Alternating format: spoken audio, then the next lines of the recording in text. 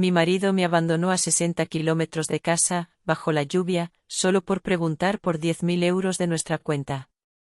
Dijo que necesitaba una lección sobre quién controlaba el dinero en la familia.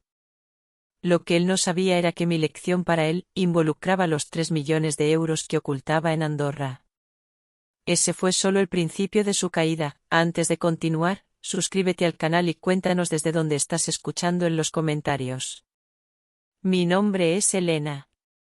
Tengo 48 años. Siempre pensé que si criaba bien a mis hijos y mantenía un hogar en paz, mi vida estaría completa. Creía que no me quedaría nada por lamentar. Pero entonces llegó un día en que comprendí. Comprendí que hay cosas que, por mucho que las des, no siempre te serán devueltas. Aquella noche, el Mercedes de Javier se detuvo en el arcén de una gasolinera abandonada. Aún no llovía, pero el aire olía a tierra mojada. ¡A tormenta! Sal del coche, dijo. Su voz era tranquila. Ni siquiera había apagado el motor.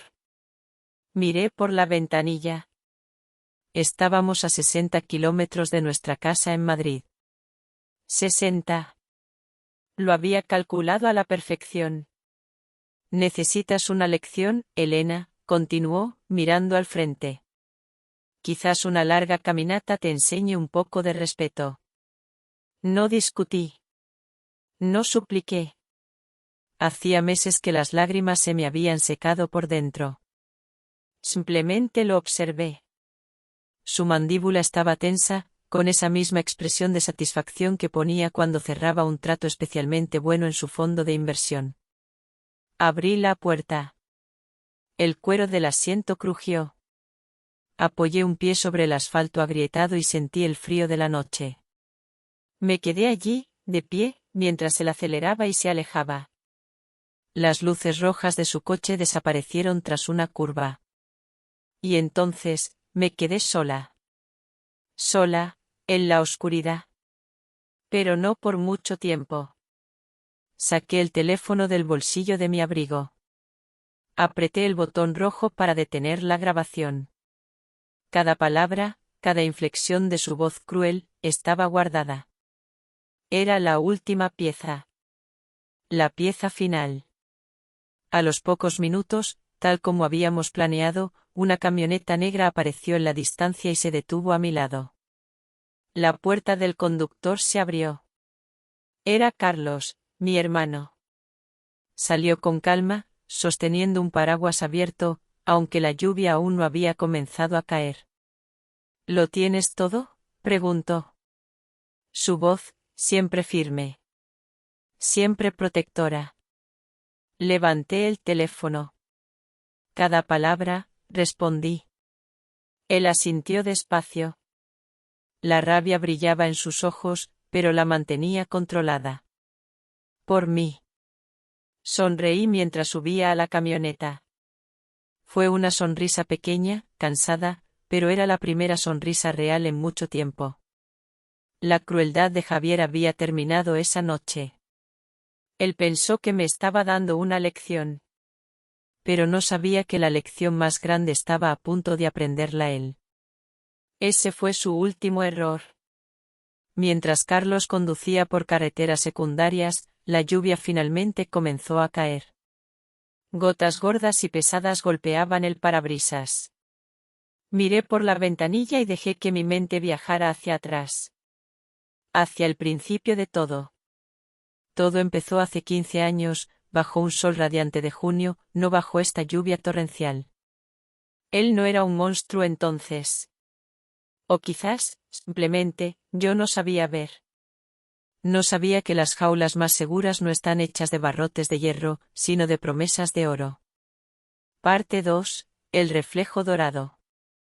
Cuando conocí a Javier, él era brillante. Como el sol reflejado en el cristal de un rascacielos. Tenía una energía que llenaba cualquier habitación. Era uno de los jóvenes talentos del mundo financiero de Madrid. Inteligente, ambicioso, encantador. Y yo, por mi parte, no me quedaba atrás. Estaba terminando mi máster en el IE Business School, con ofertas de trabajo que me prometían un futuro prometedor. Nuestros primeros años fueron como una copa de champán, burbujeantes y llenos de luz. Vivíamos en un chalet precioso en La Moraleja, con cenas en restaurantes elegantes y vacaciones en lugares que solo había visto en revistas. Yo amaba mi trabajo. Me encantaba analizar mercados, identificar oportunidades. Era buena en ello. Pero Javier, poco a poco, empezó a plantar semillas de duda en mi cabeza. Lo hacía con cariño. O eso parecía. Elena, cariño, trabajas demasiado, me decía por las noches, mientras me masajeaba los hombros. Con lo que yo gano, no tienes ninguna necesidad. Podrías dedicarte a la casa, a nosotros, a crear un verdadero hogar. Al principio, me resistí. Pero sus palabras eran como una llovizna fina. Constantes. Al final, te calan hasta los huesos sin que te des cuenta. Empezó a ayudarme con mis finanzas personales. Para simplificar las cosas, amor, decía. Así solo hay una contabilidad que llevar. Y yo, enamorada, confiada, acepté. Un día, después de una cena con amigos en el restaurante Orcher, yo hice un comentario bastante acertado sobre el mercado de deuda soberana. Recuerdo las miradas de admiración de nuestros amigos. Pero en el coche de vuelta a casa, Javier se quedó en silencio. Luego, tomó mi mano y dijo, con una suavidad que desarmaba, amor, deja esas cosas complicadas para mí. Tu belleza está en tu dulzura, no en los números. En ese momento, lo escuché como un cumplido. Un halago. Me sentí protegida. Cuidada. Hoy, sé que esa fue la primera vez que me encerró una puerta. Y yo, sin saberlo, le di las gracias por ello. Así que, finalmente, dejé mi trabajo. Lo hice convencida de que era lo mejor para nuestra familia. Me dediqué a la casa, a la decoración, a organizar las cenas perfectas para sus clientes. Me convertí en la esposa trofeo que él quería exhibir. Y poco a poco, sin darme cuenta, la mujer que analizaba mercado se fue desvaneciendo. La que fui, se quedó guardada en el fondo de un armario. Junto a mis trajes de chaqueta y mis ambiciones. Durante años, viví en esa cómoda niebla dorada. La vida era fácil. Lujosa. Vacía. Me acostumbré al silencio de mis propias opiniones. Me convencí de que la felicidad era esto. Hasta hace un año. La primera grieta no fue un terremoto. Fue algo pequeño. Casi insignificante. Una transferencia de 10.000 euros que desapareció de nuestra cuenta conjunta. Cuando le pregunté a Javier, se rió. Me dijo que era una inversión, que no me preocupara por esas cosas, que yo era un poco paranoica. Me sentí estúpida. Avergonzada por dudar de él. Pero la verdadera grieta apareció una semana después. Estaba buscando unos gemelos suyos en su caja personal, la que guardaba en su lado del vestidor. Y allí, entre relojes caros y plumas estilográficas, la vi. Una horquilla para el pelo. No era mía. Era una pieza delicada, de nácar, con una pequeña perla. Y un escalofrío me recorrió la espalda. Porque yo había visto esa horquilla antes. La había visto en el pelo de Silvia, su joven y eficiente asistente, en la cena de Navidad de la empresa, hacía apenas un mes. Me quedé quieta. El corazón me empezó a latir con una fuerza sorda en los oídos. Era imposible. Una coincidencia. Pero mis manos temblaban. Cogí la horquilla. El nácar estaba frío al tacto. Frío como la verdad que se estaba abriendo paso en mi mente. No grité. No lloré. No lo confronté. Con un cuidado infinito, volví a colocar la horquilla exactamente donde la había encontrado. Cerré la caja. Mi silencio, en ese momento, fue la decisión más ruidosa de mi vida. Fue una declaración de guerra. Esa noche, cuando Javier dormía a mi lado, con su respiración tranquila y profunda, me levanté de la cama. Fui al salón, me senté en la oscuridad, y cogí mi teléfono.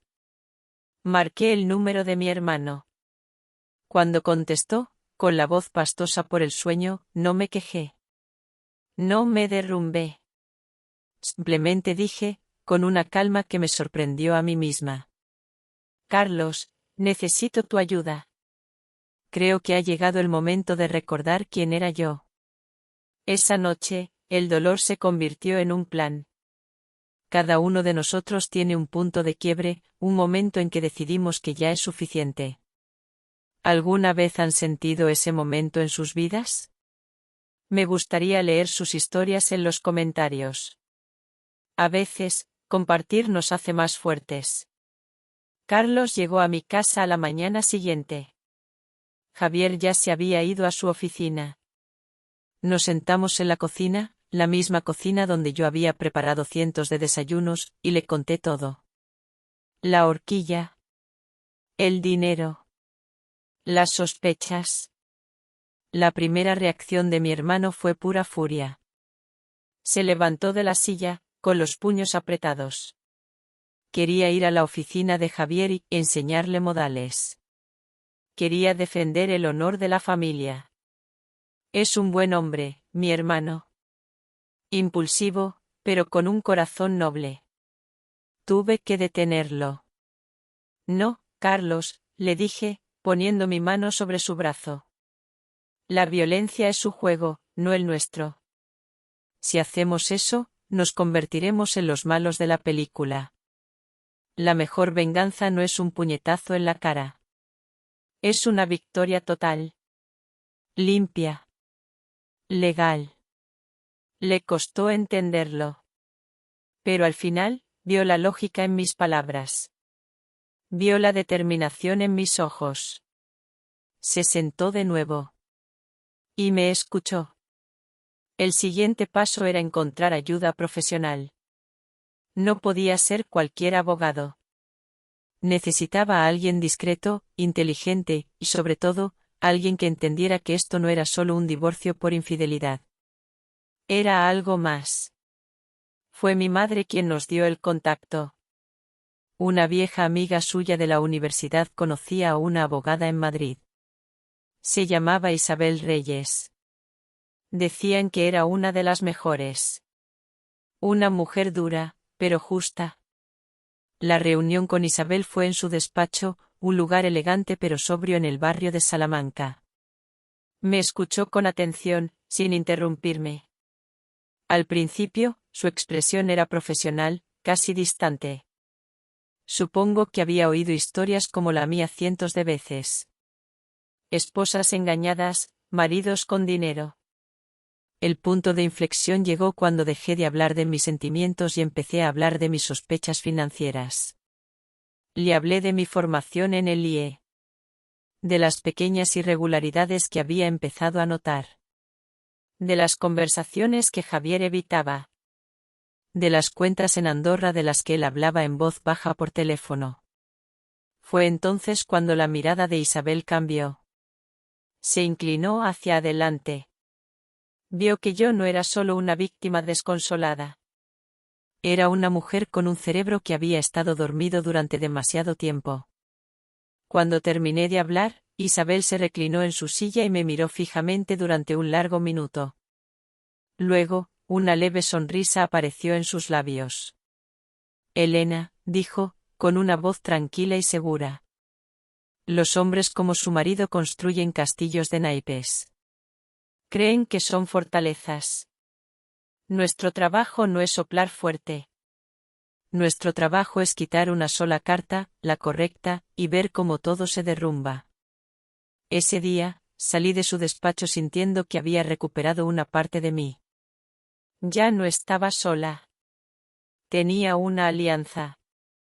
Una alianza silenciosa y poderosa. Los siguientes 8 meses fueron los más largos y difíciles de mi vida. Viví una doble vida. De cara al exterior, era la misma Elena de siempre. La esposa perfecta. La anfitriona encantadora. La mujer que sonreía en las fiestas y asentía cuando su marido hablaba. Pero por dentro, era una estratega. Una espía en mi propia casa. La primera jugada fue la seguridad. Con la excusa de unos robos en el vecindario, convencí a Javier para instalar un nuevo sistema de cámaras. Carlos, que tiene amigos en todas partes, se encargó de que la empresa instaladora fuera de su total confianza. Pusimos cámaras en lugares que Javier nunca sospecharía. Su despacho. El garaje. Lugares donde él tenía sus conversaciones privadas. Mientras tanto, Isabel me puso en contacto con Lucía, una contable forense. Una mujer menuda, con gafas, que parecía inofensiva, pero que tenía la mente de un sabueso. Le di a Lucía toda la información que tenía, números de cuentas antiguas, nombres de socios, fechas de viajes de negocios. Y ella empezó a cavar. En silencio. Cada día era una partida de ajedrez. Tenía que anticipar los movimientos de Javier. Tenía que sonreír cuando por dentro sentía náuseas. Tenía que soportar su presencia, su tacto, sabiendo lo que sabía. El estrés era inmenso. Había noches en las que me despertaba con el corazón desbocado, segura de que me había descubierto. Recuerdo una tarde. Carlos estaba en mi casa, revisando una de las cámaras ocultas en el despacho, cuando oí el coche de Javier en la entrada. Llegaba 3 horas antes de lo habitual. El pánico me heló la sangre. Sin pensarlo 2 veces, corrí a la cocina, cogí una sartén y la tiré al suelo con todas mis fuerzas. El estruendo fue enorme. Cuando Javier entró, me encontró recogiendo los trozos de una tortilla de patatas quemada, fingiendo un ataque de torpeza y frustración. Se rió de mí. Mientras tanto, Carlos salió por la puerta de atrás sin ser visto. Esa noche, apenas dormí. Pero el miedo se mezclaba con una extraña satisfacción cada vez que recibía un correo de Lucía. Cada archivo que me enviaba era una nueva pieza del rompecabezas. Descubrió las transferencias a Andorra. Los regalos caros para Silvia. Las cuentas que yo no conocía. Y entonces, encontró algo peor. Algo que lo cambió todo. Lucía descubrió que Javier no solo me estaba robando a mí. Estaba estafando a sus clientes. Especialmente a los más vulnerables. Encontró el caso de la señora Harley, una viuda de 80 años. Javier había vaciado sus cuentas poco a poco, convenciéndola de que era ella la que olvidaba las cosas, la que no recordaba haber autorizado los pagos. Leer esos informes me revolvió el estómago. Esto ya no era solo por mí. No era una infidelidad. No era un divorcio. Era una cuestión de justicia. Fue entonces cuando decidí que tenía que forzar la jugada final. Sabía que la arrogancia de Javier era su mayor debilidad. Esperé el momento adecuado. Y una noche, durante la cena, mencioné casualmente los 10.000 euros que habían desaparecido hacía meses. Lo hice con inocencia. Con la dosis justa de preocupación. Y él, tal como yo esperaba, mordió el anzuelo. Se enfureció. Me llamó paranoica. Controladora. Y fue entonces cuando pronunció la frase que sellaría su destino. Creo que necesitas una lección.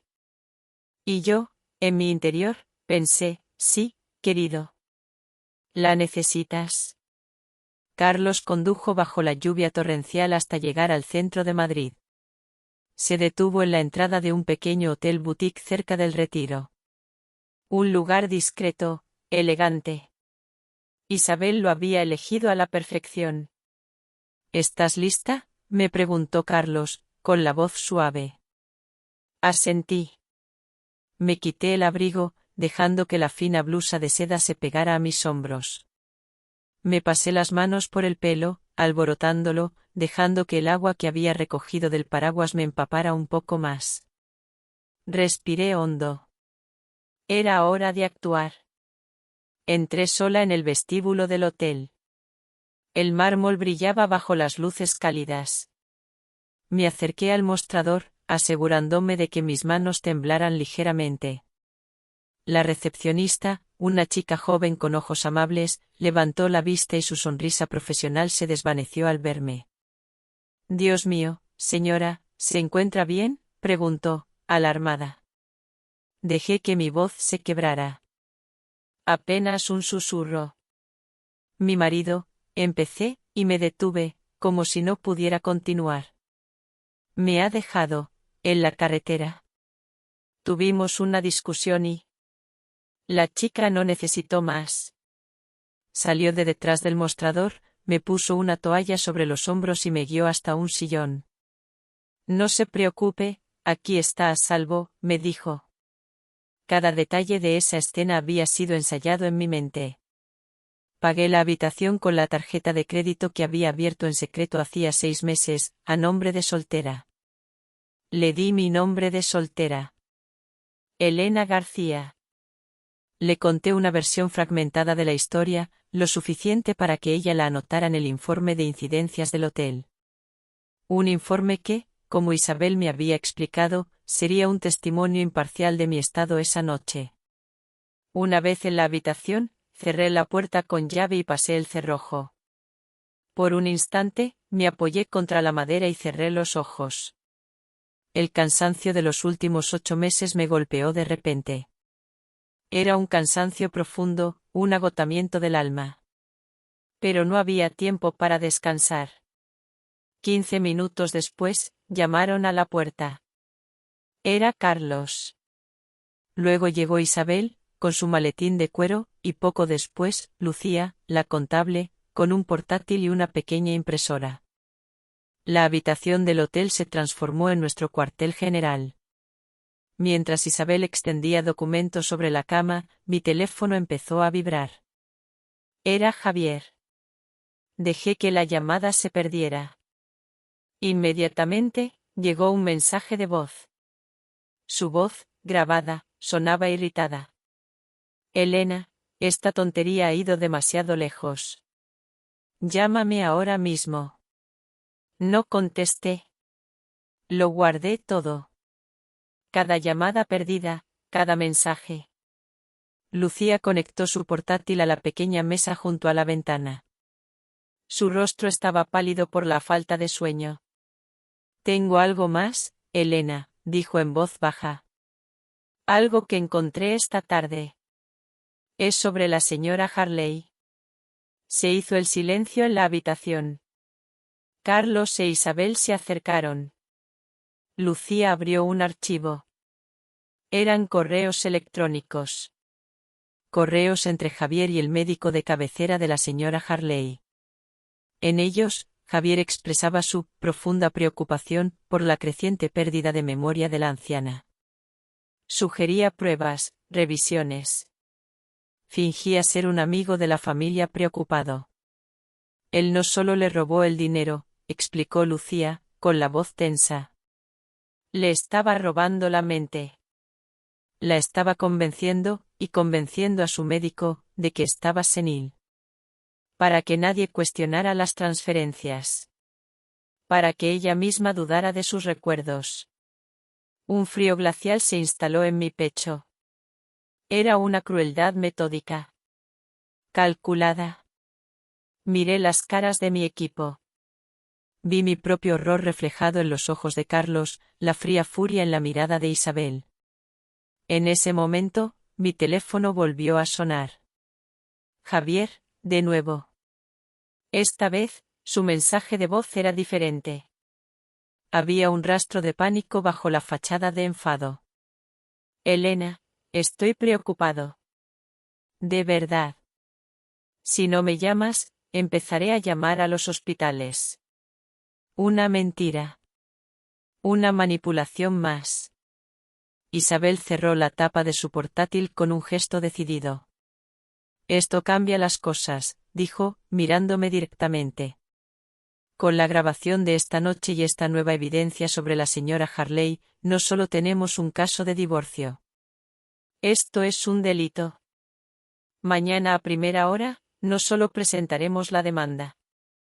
Solicitaremos un embargo preventivo de todos sus bienes y notificaremos a la Comisión Nacional del Mercado de Valores. Embargo preventivo. La palabra sonó como una sentencia. Asentí. No había vuelta atrás. La partida de ajedrez había terminado. Era hora de derribar el tablero. Dormí apenas 3 horas esa noche. Pero cuando desperté, justo antes del amanecer, no sentía cansancio. Sentía una claridad velada. Una calma absoluta. Era la calma que precede al primer trueno de una tormenta. Isabel llegó a los juzgados a las 9 en punto de la mañana. Nosotros esperamos en la habitación del hotel, que ahora parecía una sala de crisis. Carlos caminaba de un lado a otro. Lucía revisaba sus archivos una y otra vez. Yo estaba sentada en un sillón, con una taza de té entre las manos, mirando la pantalla de mi teléfono. Estaba en silencio. A las 10:30, mi teléfono empezó a vibrar sin parar. No era Javier. Eran alertas de nuestras cuentas bancarias. Intentos de transferencia. Pagos rechazados. Podía imaginármelo perfectamente. Javier, en algún restaurante caro, intentando pagar un café y viendo cómo su tarjeta de oro era denegada. Podía sentir su confusión. Su incredulidad. Su rabia creciente. Y entonces, empezó la avalancha. Llamadas. Mensajes. Primero de Javier. Docenas de ellos. Luego, de su madre, Carmen. ¿Qué has hecho, Elena? Javier no puede acceder a su dinero. Arregla esto inmediatamente. Después, de sus socios. De sus amigos. Mi teléfono se convirtió en un avispero de pánico. El pánico de ellos, no el mío. Yo no contesté a nadie. Con una calma metódica, hice capturas de pantalla de cada llamada perdida, de cada mensaje de texto. Cada uno era un ladrillo más en el muro que estaba construyendo a mi alrededor. Un muro de pruebas. A las 11:15, sonó el teléfono de Carlos. Era nuestro padre. Javier está aquí, dijo mi padre, con la voz tranquila pero firme. Está llamando al timbre. Dando golpes en la puerta. Dice que necesita hablar con Elena urgentemente. Carlos me miró. Yo negué con la cabeza. Ya les habíamos avisado. Mis padres sabían exactamente qué hacer. O, más bien, qué no hacer. No le abráis, dijo Carlos. No habléis con él. Llamad a la policía si no se va. Escuchar eso, escuchar que Javier, el hombre que siempre lo controlaba todo, estaba reducido a dar golpes en la puerta de mis padres como un niño desesperado, fue el primer momento en que sentí que el poder estaba cambiando de manos. A las 12 en punto, llamó Isabel. Su voz sonaba nítida y profesional a través del altavoz. Ya está hecho, Elena, dijo. El juez ha firmado la orden. Está bloqueado. Cuentas, propiedades, fondos de inversión.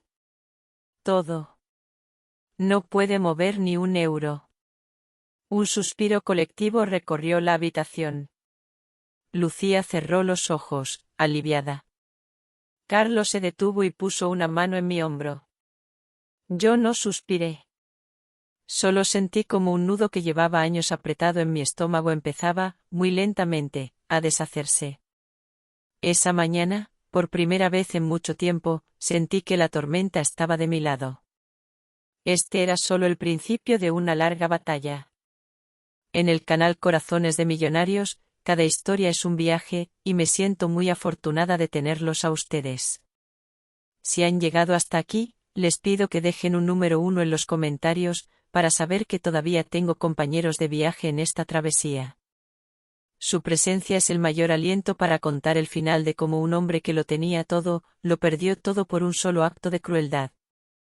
Pasaron 5 meses. 5 meses de preparación, de declaraciones, de papeleo interminable. Y finalmente, llegó el día. Entré en la sala del juicio con Isabel a mi lado y Carlos justo detrás de mí. La sala era grande, revestida de madera oscura, y olía a libros viejos y a justicia lenta. El aire estaba cargado. Denso. Javier ya estaba allí, sentado junto a su abogado, Ricardo Montero. Había adelgazado. Llevaba un traje caro, pero le quedaba un poco grande. Por un instante, nuestros ojos se cruzaron. En su mirada no vi arrepentimiento. Vi rabia. Un odio frío y puro. Aparté la vista. No le iba a dar la satisfacción de verme flaquear. El juicio duró varios días. Yo me sentaba cada mañana en el mismo banco de madera, escuchando. Escuchando cómo la vida que yo había creído real se desmoronaba, pieza por pieza, bajo el peso de las pruebas. El primer día, Isabel hizo que se escuchara la grabación.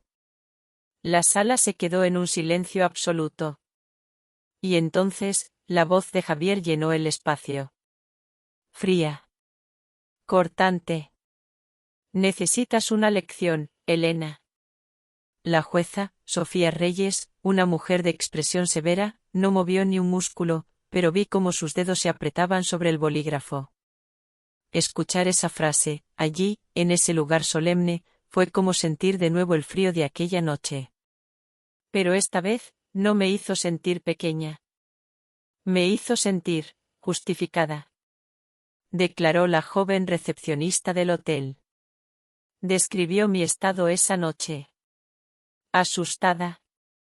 Empapada. Temblorosa. Lucía, la contable, pasó casi un día entero en el estrado, explicando con una paciencia infinita el laberinto de cuentas en Andorra y Suiza, mostrando con gráficos cómo el dinero salía de las cuentas de clientes y desaparecía. Vi a la señora Harley entrar en la sala, ayudada por su hijo. Su testimonio fue breve, pero demoledor. Contó cómo Javier, su querido amigo, la había convencido de que su memoria le fallaba. Cómo había firmado papeles que no entendía. No lloró. Habló con la dignidad herida de una mujer a la que le habían robado no solo su dinero, sino su confianza en sí misma. El momento más difícil para mí fue cuando llamaron a declarar a mi hermana. Laura subió al estrado. Estaba pálida. Evitaba mi mirada. Con la voz entrecortada por los sollozos, confesó. Confesó cómo Javier se había acercado a ella, sabiendo de sus deudas de juego. Cómo le había ofrecido ayuda, pagándole lo que debía a cambio de pequeña información sobre las finanzas de nuestros padres. Contó cómo él la había manipulado, haciéndole creer que solo quería protegerme, que yo estaba demasiado estresada para manejar los asuntos familiares. Verla allí, tan rota, tan avergonzada, sentí una punzada de dolor. No por mí. Por ella. Por la trampa en la que había caído. Javier, desde su asiento, la miraba con desprecio. Como si fuera una herramienta rota que ya no le servía. En ese instante, supe que la había perdonado. Pero la arrogancia de Javier fue su perdición. El último día, en contra del consejo evidente de su abogado, decidió declarar. Se puso de pie, se ajustó la corbata, y caminó hacia el estrado como si estuviera a punto de dar una conferencia. Y entonces, empezó a hablar. Intentó pintarme como una mujer inestable. Celosa. Vengativa. Dijo que yo siempre había sido, emocionalmente frágil. Afirmó que las transferencias eran malentendidos y que los clientes mayores a veces se confundían. Hablaba con condescendencia, como si estuviera explicando algo muy complicado a un grupo de niños. Isabel, durante su interrogatorio, fue brillante. No levantó la voz. Hizo preguntas cortas, precisas. Y dejó que Javier se enredara en sus propias mentiras. Así que la señora Harley se confundió 87 veces, preguntó Isabel, con calma. Es posible, respondió Javier, encogiéndose de hombros. Y su esposa, la señora Elena, es tan frágil que fue capaz de orquestar una conspiración financiera en su contra durante 8 meses sin que usted, un genio de las finanzas, se diera cuenta. Javier vaciló. Por primera vez, vi una grieta en su armadura de superioridad. Ella me manipuló, balbuceó. La sala permaneció en silencio. Pero en ese silencio, se escuchó el sonido de un castillo de naipes derrumbándose. Y todos los presentes, incluida la jueza, lo oyeron. La deliberación del jurado fue corta. Sorprendentemente corta. Cuando volvieron a entrar en la sala, sus rostros estaban serios. Impasibles. El aire se volvió aún más pesado. Sentí la mano de Carlos buscando la mía bajo la mesa. Se la apreté. El portavoz del jurado se puso en pie. Era un hombre de mediana edad, con aspecto de oficinista. Desdobló un papel. El sonido del papel pareció resonar en todo el tribunal. En el cargo de fraude fiscal, declaramos al acusado, culpable. En el cargo de estafa agravada, declaramos al acusado, culpable. En el cargo de maltrato psicológico habitual, declaramos al acusado, culpable. La palabra, culpable, se repitió una y otra vez. 12 veces. No sentí euforia. No sentí alegría. Solo sentí como cada palabra caía como una piedra en un pozo profundo. Un pozo de silencio. Miré a Javier. Se había quedado rígido en su silla. Su rostro, antes tan arrogante, era una máscara de incredulidad pálida. Su mundo se había deshecho. Justo ahí. En público. 2 semanas después, volvimos para la sentencia. La jueza Sofía Reyes se tomó su tiempo. Se ajustó las gafas. Miró a Javier por encima de ellas, con una mirada que parecía atravesarlo. Señor Javier, comenzó, y su voz era firme, sin rastro de duda. Usted ha demostrado un desprecio absoluto por la confianza que sus clientes depositaron en usted, especialmente los más vulnerables. Ha abusado de la confianza de su familia. Y ha utilizado su posición y su inteligencia no para construir, sino para engañar y destruir. Hizo una pausa. El silencio era total. Usted creyó que el dinero le daba poder sobre las personas, continuó, pero olvidó que la dignidad humana no tiene precio y no puede ser embargada. La condena fue de 8 años de prisión. 8 años. Mientras los alguaciles se acercaban para llevárselo, Javier me miró por última vez. Sus ojos ardían de odio. Me señaló con un gesto casi imperceptible. Una promesa silenciosa de venganza. Yo no aparté la mirada. Lo sostuve. Y en mis ojos, no había odio. No había triunfo. Solo había, nada. Un vasto y tranquilo vacío. Sentí una extraña punzada de lástima por él. Por el hombre brillante que pudo haber sido. Por el cascarón vacío en el que se había convertido. El enfrentamiento había terminado.